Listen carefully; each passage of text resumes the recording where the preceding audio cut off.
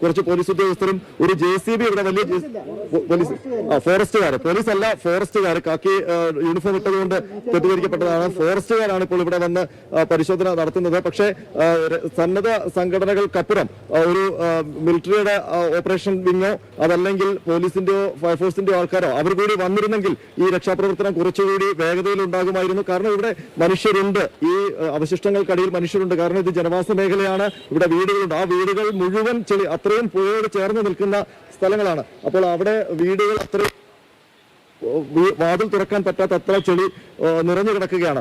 അപ്പോൾ അതിന് ഉള്ളിൽ കയറി നോക്കിയാൽ മാത്രമേ അതിനുള്ളിൽ ഈ മനുഷ്യരുണ്ടോ എന്ന് അറിയാൻ പറ്റും. നേരത്തെ ഇവിടെ ബഷീർ എന്ന് പറയുന്ന സന്നദ്ധ പ്രവർത്തകൻ അദ്ദേഹം പറയുകയായിരുന്നു ഒരു കുട്ടിയുടെ മുടി കണ്ടിട്ട് ആ മുടി പുറത്തേക്ക് എടുക്കാൻ. അത് എന്തായിരുന്നു ചേട്ടാ അനുഭവം, ഒന്ന് പറയൂ. അത് കുറച്ചു നേരമായിട്ടേ ഉള്ളൂ. മരത്തിന്റെ ഉള്ളിൽ കടുക്കുക, ഒരുപാട് കട്ട് ചെയ്ത് മുടി ഒന്നായിട്ട് ചൊറഞ്ഞു പോയി. നമ്മൾ പിടിച്ച് വലിക്കുന്നതിന് പരിധി ഉണ്ടല്ലോ, മനുഷ്യന്മാരല്ലേ.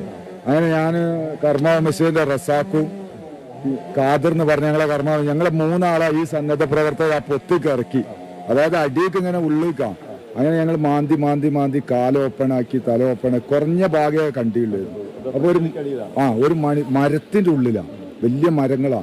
അപ്പൊ കുറെ കട്ട് ചെയ്ത് അവര് ഉണ്ടായിരുന്നത് വീട്ടിലായിരിക്കും അതോ പുറത്തായിരിക്കും? രണ്ടും സംശയമുണ്ട്. വീട്ടിലുള്ള ആളാണോന്ന് തോന്നുന്നുണ്ട്. കാരണം വീട് ഇടിയോന്ന് വിചാരിച്ചിട്ട് മെല്ലെ എടുക്കുന്നത്. വീടിന്റെ പുറത്താണ്, പക്ഷെ വീട്ടിലുള്ള ആളാണോന്ന് അറിയില്ല. വീടിനോട് ചേർന്നിട്ടാണ്. പ്രതീക്ഷ നമ്മളിപ്പം ഇവിടെ നിൽക്കുമ്പോൾ നേരത്തെ പെട്ടെന്നാണ് ഇവിടുത്തെ കാലാവസ്ഥ മാറുന്നത്. അതാണ് രക്ഷാപ്രവർത്തനം വലിയൊരു തടസ്സമായി വരുന്നത്. കാരണം പെട്ടെന്ന് മഴ പെയ്തു കഴിഞ്ഞാൽ അതുവരെ തെളിനീരായി പോയിരുന്ന പുഴയുടെ ഭാവം മാറും. കുത്തി ഒലിച്ച് ചെളിവെള്ളമാണ് പിന്നീട് വരുന്നത്. അപ്പോൾ നേരത്തെ നമ്മളിവിടേക്ക് ഇറങ്ങുമ്പം ഇവർ പറഞ്ഞിരുന്നത് സൂക്ഷിക്കണം, കാരണം പുഴ വെള്ളം അതിന്റെ ലെവല് മാറുകയൊക്കെ ചെയ്യുന്നുണ്ട്. ആ ലെവല് അപകടകരമായ രീതിയിൽ പെട്ടെന്ന് ഉയർന്നു വരുന്നുണ്ട്. അപ്പം മുകളിൽ മഴ പെയ്യുമ്പോൾ അവിടുന്ന് ചെളിയും ഒക്കെ വരുന്നുണ്ട്. അപ്പോൾ നമ്മളവിടെ ഇവിടെ സൂക്ഷിച്ചാണ് നിൽക്കുന്നത്, സേഫായിട്ടുള്ള സ്ഥലത്താണ് നിൽക്കുന്നത്. പക്ഷേ ഈ രക്ഷാപ്രവർത്തകർ അനുഭവിക്കുന്ന യാതന അത് പുറത്ത് എത്തിക്കാതിരിക്കാൻ പറ്റില്ല.